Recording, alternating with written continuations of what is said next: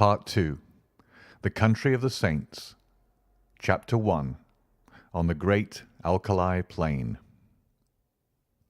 In the central portion of the great North American continent there lies an arid and repulsive desert, which for many a long year served as a barrier against the advance of civilization. From the Sierra Nevada to Nebraska, and from the Yellowstone River in the north to the Colorado upon the south, is a region of desolation and silence. Nor is nature always in one mood throughout this grim district.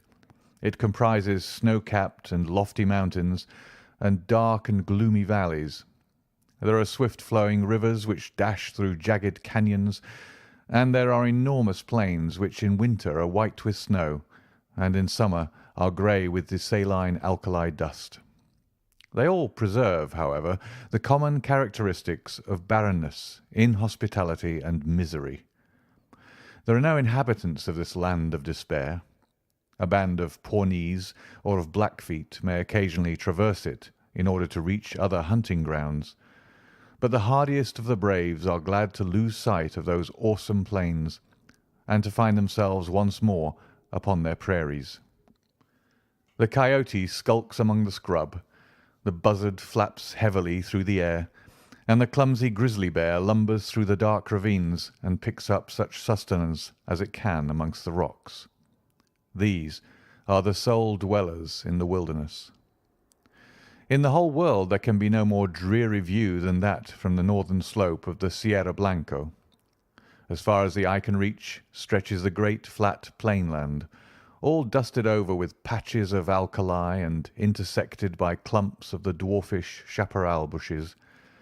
On the extreme verge of the horizon lie a long chain of mountain peaks, with their rugged summits flecked with snow.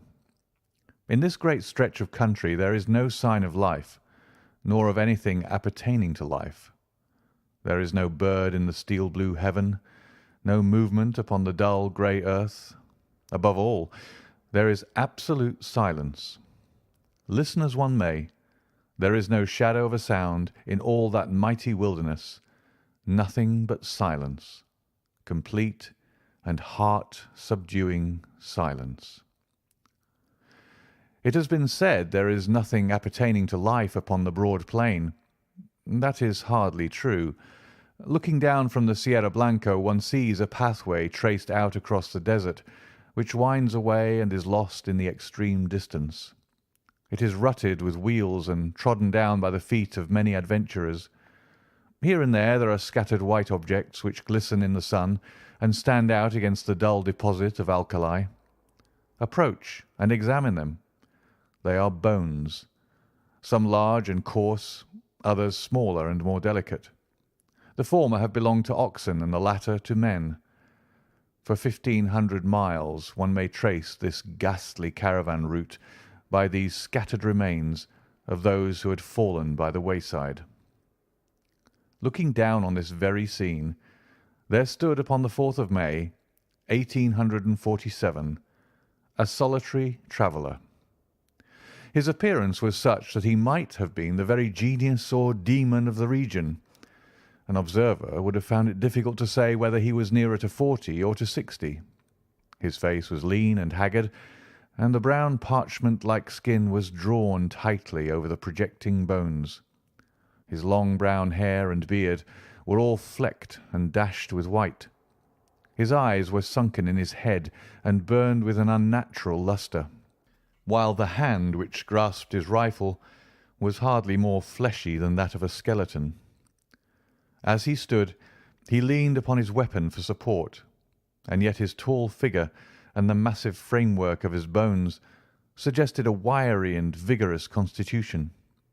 His gaunt face, however, and his clothes, which hung so baggily over his shrivelled limbs, proclaimed what it was that gave him that senile and decrepit appearance. The man was dying from hunger and from thirst.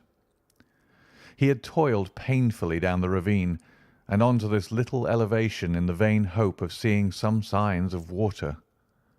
Now the great salt plain stretched before his eyes, and the distant belt of savage mountains, without a sign anywhere of plant or tree, which might indicate the presence of moisture. In all that broad landscape there was no gleam of hope. North and east and west he looked, with wild, questioning eyes, and then he realized that his wanderings had come to an end, and that there, on that barren crag, he was about to die. "Why not here, as well as in a feather bed 20 years hence?" he muttered, as he seated himself in the shelter of a boulder. Before sitting down he had deposited upon the ground his useless rifle, and also a large bundle tied up in a grey shawl, which he had carried slung over his right shoulder. It appeared to be somewhat too heavy for his strength, for in lowering it, it came down the ground with some little violence. Instantly there broke from the grey parcel a little moaning cry, and from it protruded a small, scared face with very bright brown eyes and two little speckled, dimpled fists. "You've hurt me," said a childish voice reproachfully. "Have I, though?" the man answered penitently. "I didn't go for to do it." As he spoke he unwrapped the grey shawl and extricated a pretty little girl of about 5 years of age, whose dainty shoes and smart pink frock with its little linen apron all bespoke a mother's care. The child was pale and wan, but her healthy arms and legs showed that she had suffered less than her companion. "How is it now?" he answered anxiously, for she was still rubbing the towsy golden curls which covered the back of her head. "Kiss it and make it well," she said with perfect gravity, shoving the injured part up to him. "That's what Mother used to do. Where's Mother?" "Mother's gone. I guess you'll see her before long." "Gone, eh?" said the little girl. "Funny. She didn't say good-bye.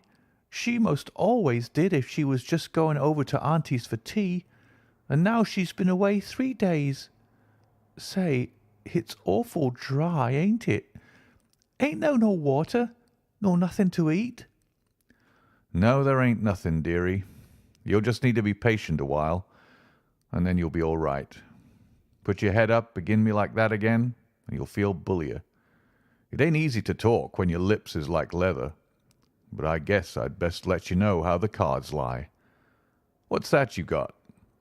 "Pretty things, fine things," cried the little girl enthusiastically, holding up 2 glittering fragments of mica. "When we goes back to home, I'll give them to my brother Bob." "You'll see prettier things than them soon," said the man confidently.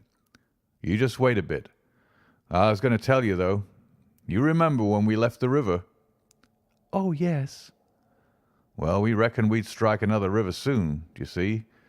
But there was something wrong, compasses or map or something, and it didn't turn up. Water ran out, just except a little drop for the likes of you and—" "And you couldn't wash yourself," interrupted his companion gravely, staring up at his grimy visage. "No, nor drink. And Mr. Bender, he was the first to go, and then Indian Pete, and then Mrs. McGregor, and then Johnny Hones, and then, dearie, your mother." "Then Mother's a deader too?" cried the little girl, dropping her face in her pinafore and sobbing bitterly. "Yes, they all went except you and me. Then I thought there was some chance of water in this direction, so I heaved you over my shoulder, and we tramped it together. It don't seem as though we've improved matters. There's an almighty small chance for us now." "Do you mean that we're going to die too?" asked the child, checking her sobs and raising her tear-stained face. "I guess that's about the size of it." "Why didn't you say so before?" she said, laughing gleefully. "You gave me such a fright. Why, of course, now as long as we die we'll be with Mother again." "Yes, you will, dearie." "And you too. I'll tell her how awful good you've been. I'll bet she meets us at the door of heaven with a big pitcher of water and a lot of buckwheat cakes, hot and toasted on both sides, like Bob and me was fond of. How long will it be first?" "I don't know. Not very long." The man's eyes were fixed upon the northern horizon. In the blue vault of the heaven there had appeared 3 little specks which increased in size every moment, so rapidly did they approach. They speedily resolved themselves into 3 large brown birds, which circled over the heads of the 2 wanderers, and then settled upon some rocks which overlooked them. They were buzzards, the vultures of the West, whose coming is the forerunner of death. "Cocks and hens!" cried the little girl gleefully, pointing at their ill-omened forms and clapping her hands to make them rise. "Say, did God make this country?" "In course he did," said her companion, rather startled by this unexpected question. "He made the country down in Illinois, and he made the Missouri," the little girl continued. "I guess somebody else made the country in these parts. It's not nearly so well done. They forgot the water and the trees." "What would you think of offering up prayer?" the man asked diffidently. "It ain't night yet," she answered. "It don't matter. It ain't quite regular, but he won't mind that, you bet. You say over them ones that you used to say every night in the wagon when we was on the plains?" "Why don't you say some yourself?" the child asked, with wondering eyes. "I disremember them," he answered. "I hain't said none since I was half the height of that gun. I guess it's never too late. You say them out, and I'll stand by and come in on the choruses." "Then you'll need to kneel down, and me too," she said, laying the shawl out for that purpose. "You've got to put your hands up like this. It makes you feel kind of good." It was a strange sight, had there been anything but the buzzards to see it. Side by side on the narrow shawl knelt the 2 wanderers, the little prattling child and the reckless, hardened adventurer. Her chubby face and his haggard, angular visage were both turned up to the cloudless heaven in heartfelt entreaty to that dread being with whom they were face to face, while the 2 voices, the one thin and clear, the other deep and harsh, united in the entreaty for mercy and forgiveness. The prayer finished, they resumed their seat in the shadow of the boulder until the child fell asleep, nestling upon the broad breast of her protector. He watched over her slumber for some time, but nature proved to be too strong for him. For 3 days and 3 nights he had allowed himself neither rest nor repose. Slowly the eyelids drooped over the tired eyes, and the head sunk lower and lower upon the breast, until the man's grizzled beard was mixed with the gold tresses of his companion, and both slept the same deep and dreamless slumber. Had the wanderer remained awake for another half-hour, a strange sight would have met his eyes. Far away on the extreme verge of the Alkali plain there rose up a little spray of dust, very slight at first and hardly to be distinguished from the mists of the distance, but gradually growing higher and broader until it formed a solid, well-defined cloud. This cloud continued to increase in size until it became evident that it could only be raised by a great multitude of moving creatures. In more fertile spots, the observer would have come to the conclusion that one of these great herds of bisons, which graze upon the prairie land, was approaching him. This was obviously impossible in these arid wilds.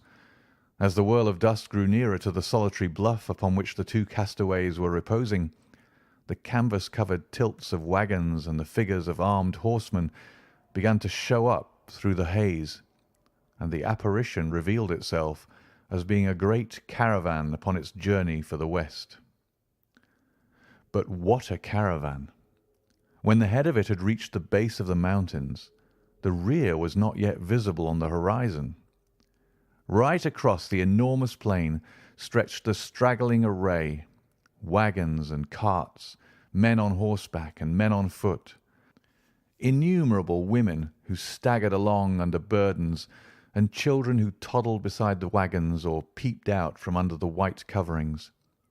This was evidently no ordinary party of immigrants, but rather some nomad people who had been compelled from stress of circumstances to seek themselves a new country.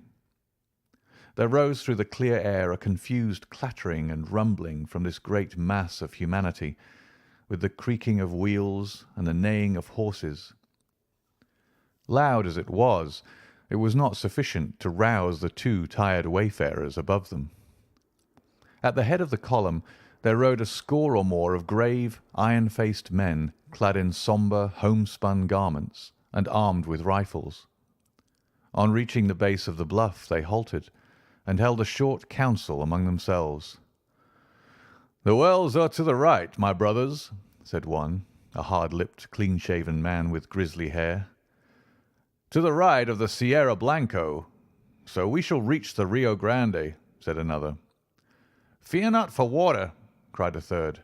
"He who could draw it from the rocks will not now abandon his own chosen people." "Amen! Amen!" responded the whole party. They were about to resume their journey, when one of the youngest and keenest-eyed uttered an exclamation and pointed up at the rugged crag above them. From its summit there fluttered a little wisp of pink, showing up hard and bright against the grey rocks behind.